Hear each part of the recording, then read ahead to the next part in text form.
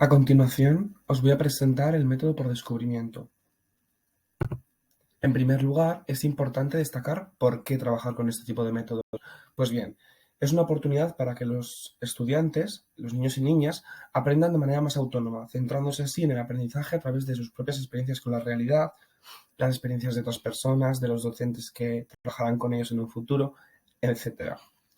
Además, consolida el pensamiento creativo y fomenta el desarrollo de la autonomía. Todo esto se recoge en el desarrollo integral del alumno. A su vez, destacamos las siguientes ventajas de este método. Los alumnos y alumnas pueden explorar por sí mismos, pues se trata de un método en el que ambos son protagonistas del aprendizaje y que el docente se coloca en una posición más de guía, de apoyo.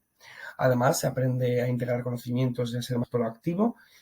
Destacamos también el uso de las nuevas tecnologías en el aula, debido a la manera de trabajar con este método y a que el nivel de aprendizaje de los contenidos y de los conocimientos trabajados en el aula es mucho más profundo que con otro tipo de métodos.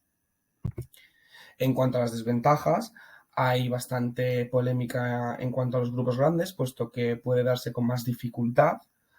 Además, también se destaca la frustración ante tareas desmotivantes por parte del alumnado o incluso del profesorado, puesto que ante actividades igual menos interesantes y motivacionales para el estudiantado, hay respuestas un poco más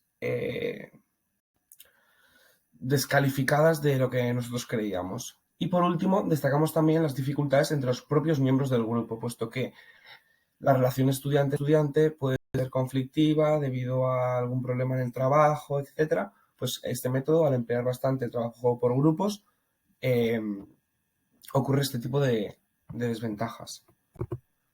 En cuanto a los principios que debemos seguir para trabajar con este método, se destaca el primero como el conocimiento que debe ser siempre adquirido por el alumno o alumna. No podemos implantarles nosotros desde el rol docente el conocimiento al niño, sino que debe ser él quien descubra. Este aprendizaje además debe ser el resultado de una investigación y una experimentación tanto individual como grupal por parte del alumnado. Las lecciones suelen ser más duraderas e interesantes para todos los estudiantes, puesto que suelen ser actividades en las que se practica más y se deja más atrás la parte teórica, se emplea más materiales y recursos interactivos y lúdicos con los que el alumnado puede jugar, puede interactuar de mayor modo. Y además se parten del entorno más cercano del niño y de sus intereses y motivaciones para trabajar con este tipo de métodos. En cuanto a cómo aplicarlo, tenemos determinadas maneras o patrones para trabajar con este modelo de descubrimiento en el aula. En primer lugar tenemos los proyectos, después los talleres y por último pues las rutinas, los debates, las asambleas, los círculos que se hacen para hablar, para comentar algunos temas, todo ese tipo de situaciones entrarían dentro del esquema de modelo por descubrimiento. ¿Por qué es importante trabajar con este método? Pues bien, es interesante y motivacional para el estudiantado a la hora de trabajar con el contenido relacionado con las ciencias naturales, en este caso, por ejemplo, con las fuerzas. Implica y conlleva a una reflexión y a una investigación por parte del alumnado. Esto lleva consigo el uso de las nuevas tecnologías y el desarrollo de las TICs y de la cooperación en grupo. Y además se trabaja también la autonomía del pensamiento crítico, debido a que los estudiantes deben aprender basándose en sus propias experiencias, en su propio desarrollo y deben ser ellos quienes sean los protagonistas de su propio desarrollo.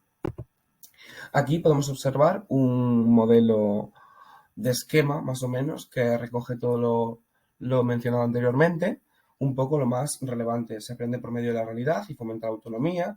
Como ventajas podemos destacar el desarrollo integral y el papel proactivo. En cuanto a los principios, hay una adquisición de conocimientos propios y los entornos más cercanos al niño o a la niña. La importancia, pues resulta bastante interesante y motivacional para el estudiantado y les lleva a reflexionar e investigar. Además, se vuelve a trabajar la autonomía. En cuanto a las desventajas, quizás pueda ser algo ineficaz en grupos grandes de sujetos y que algunas tareas pueden ser desmotivantes, como bien hemos dicho, tanto para el profesorado como para el alumnado.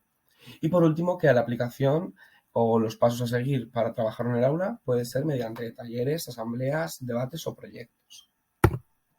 En esta última diapositiva podemos ver algunos de los experimentos desde el modelo de descubrimiento y el interés y la motivación que despiertan en el estudiantado, tanto por las ciencias sociales o por el aprendizaje de otro tipo de materias ajenas a la misma.